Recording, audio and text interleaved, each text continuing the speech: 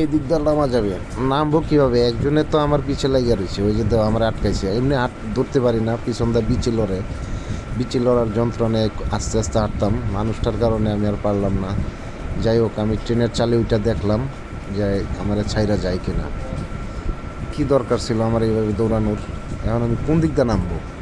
কোন নামার তো জায়গাই পাইতেছি না, অনেক উঁচা, লাভ দিলে হয়তো দাঁত মুখ ভাঙ্গা যাইতে পারে। এটা কোনো কথা?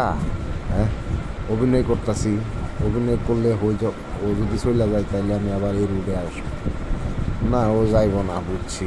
আমার ট্রেনের থেকে লাভ দিতে হইব যেমনি। আরামে বৈশাখ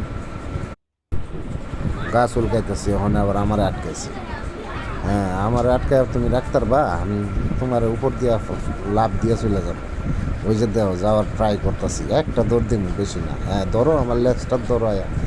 এমনি আমি চলাফেরা করতে পারি না, আমার পেটে বাচ্চা, ও দেহ আবার আমার দিকে আইতেছে, ধরো আমার।